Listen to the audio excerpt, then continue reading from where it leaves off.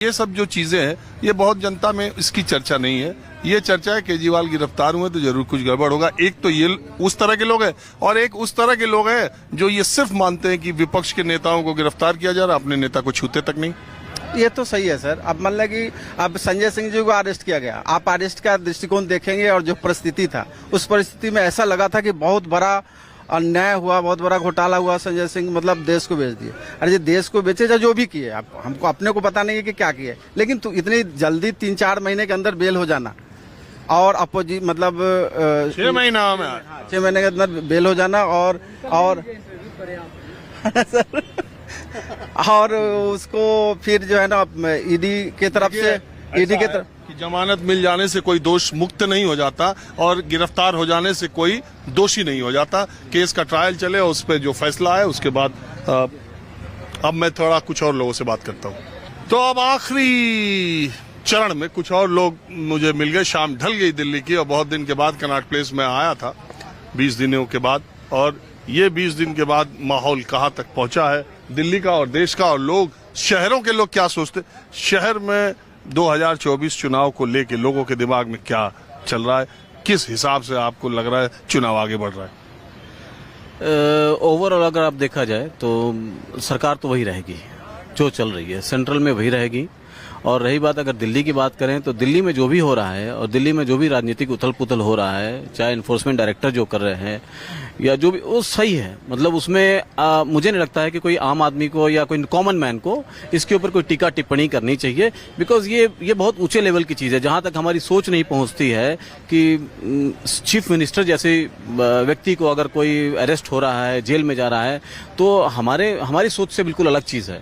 ठीक है। और रही बात जो उस पर कमेंट देने की कि भाई अपने लोग वक्तव्य देते हैं कि नहीं ये सही है, वो सही है, ऐसा होना चाहिए, केजरीवाल बहुत अच्छे, ठीक है, जिनके हिसाब से नेता हैं, लेकिन उनकी जो सबसे बड़ी जो यूएसपी है, उनके मेन लोग जो उनके वोटर्स हैं वो फ्रीबीज वाले हैं। तो फ्रीबीज तो आप ये समझिए, जैसे लोग बोलते हैं कई लोग ने कि केजरीवाल बड़े अच्छे काम करते थे, ठीक है, जो उन्होंने अच्छा किया, लेकिन जो फ्रीबीज वाले हैं उसको लेकर के जो उनके जो भक्त हैं, जो उनके खास वोटर्स हैं, वो कहते भाई फ्री बिजली दिया, फ्री पानी दिया, ब्ला ब्ला जो भी दिया। तो ये तो अगर 2000 साल तक भी केजरीवाल बांटते रहे तो लोग लेते रहेंगे, वो तो कभी खत्म होने वाला नहीं है। लेकिन दूसरी तरफ अगर अलग देखें, जैसे एक आम आदमी है जो एजुकेटेड लड़का है या बंदा है, उसको आज एमएनसीज में नौकरी चाहिए या वो चाह रहा है, एम्बिशियस है, तो उन लोगों को वो मिल रही है, वो चीजें मिल रही है। वो एक दूसरा एंगल है देखने का अपने दूसरे प्रोस्पेक्टिव से। दूसरा प्रोस्पेक्टिव जो जिस प्रोस्पेक्टिव को ये दिखा रहे हैं, बिकॉज दिल्ली में मेजर जनता क्या, दिल्ली में मेजर एलीट क्लास कम है, दिल्ली में मध्यम वर्गीय, मतलब आप समझिए 25,000 से नीचे वाले जो लोग हैं ना, मंथली कमाने वाले, 15,000 वाले भीड़ है। तो जो आदमी 15,000 कमा रहा है, अगर उसकी 200-300 रुपए की बिजली अगर फ्री मिल जाती है तो भाई उसके लिए तो राजा है ना, बहुत बड़ी बात हो जाएगी। लेकिन जब आप इसकी बात करते हैं तो देश भर में 5 साल एक तरफ आप तीसरी अर्थव्यवस्था और दूसरी बढ़ने की बात कर रहे हैं, हमारी आर्थिक प्रगति बहुत तेजी से बढ़ रही है, विकास में हम देश दुनिया के तमाम मुल्कों को पीछे छोड़ते जा रहे हैं। दूसरी तरफ आप देश के 80 करोड़ लोगों को राशन दे रहे हैं, और वो भी कोरोना से शुरू किया, उसे हर चुनाव में एक्सटेंड करते गए और छत्तीसगढ़ के चुनाव में कहा कि अगले 5 साल तक देंगे। ये 80 करोड़ लोगों को 5 किलो राशन फ्रीबीज में आप नहीं मानते? इसको मानते हैं। देखिए ये एक दूसरा एंगल, तीसरा एंगल है।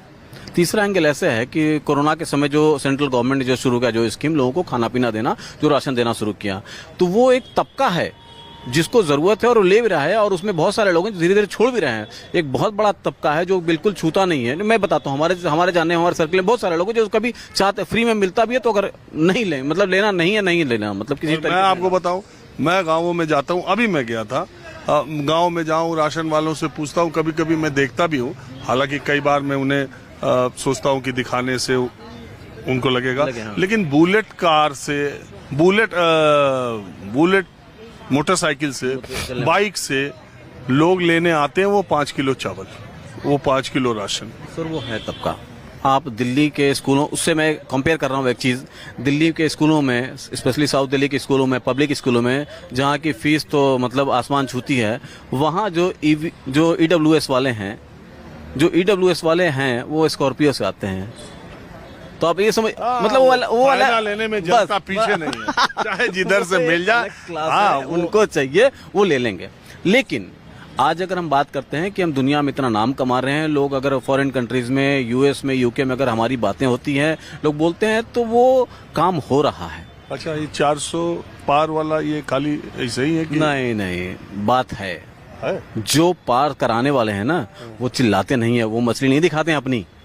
जो 400 पार करने की जो बात करता है, मैं खुद बोलता हूँ 400 पार वाली स्थिति है, वो जिन्होंने पार करा रखा है पहले वही 400 पार कराएंगे इस बार भी। तो वो जो चलिए देखिए, उसमें एक अच्छी चीज क्या है कि दूसरा सब्स्टिट्यूट क्या है। दूसरा सब्स्टिट्यूट तो कुछ नहीं है ना। जिस चीज की अगर वैक्सीन कोरोना की कोई एक बनी है तो भाई उस वैक्सीन को मत दो, तो दूसरा कौन सा वैक्सीन है दो। तो इसलिए अरे नेताजी, आपका क्या पोजीशन है? कुर्ता बड़ा तगड़ा, देश में चुनाव हो रहा है, कुर्ता पहन के यहाँ घूम रहे। पीन लिया, बोलिए क्या बोलना है। पीन लिया, इसका मतलब बंगाल से आ लिया? ना उड़ीसा से। उड़ीसा और थोड़ा सरक गया। पीन लिया, हाँ बोलिए। हाँ, उड़ीसा से आप आए तो मैं उड़ीसा के बारे में जरा जानकारी। चुनाव से ठीक पहले ऐसा नवीन पटनायक की तारीफ, बीजू पटनायक की तारीफ, मोदी जी तुम मुझे पंत कहो, तुम मुझे मैं तुम्हें निराला। नवीन पटनायक की मोदी जी तारीफ कर रहे थे, नवीन पटनायक मोदी जी की तारीफ कर रहे थे, और ऐसा लगा कि लोकसभा में दोनों में गठबंधन होगा और विधानसभा में देखा जाएगा।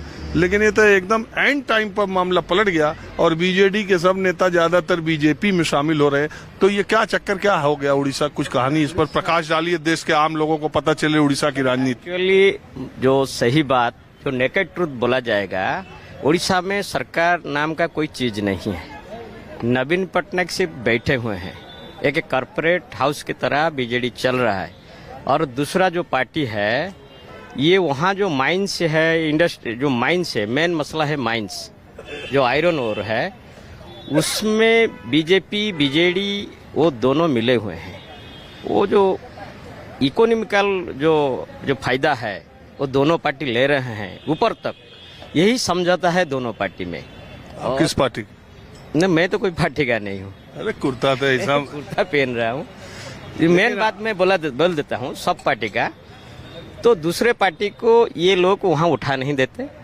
यहाँ नवीन पटनायक और बीजेपी गठबंधन में है, हर समय में उनका मुखिया भी मिले हुए हैं, और उनका मेन मसला वहाँ का जो है माइंस, आयरन ओर, इनको मिल के लूटना है, भू संपत्ति को लूटना है। उड़ीसा बहुत खनिज संपन्न भरा हुआ है, लेकिन गरीब क्यों है?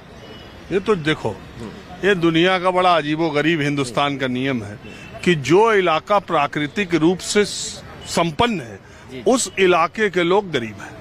क्यों? और दूसरे जगहों के लोग आते हैं। मैं पन्ना गया, पन्ना के किसान जिनके खेतों से डायमंड निकलता है, उनकी स्थिति कैसी भयावह सी है। वो बेचारे जब डायमंड को छान के और ऐसे ले जाकर के वहाँ के लोकल व्यापारियों को दिखाते हैं, लोकल व्यापारी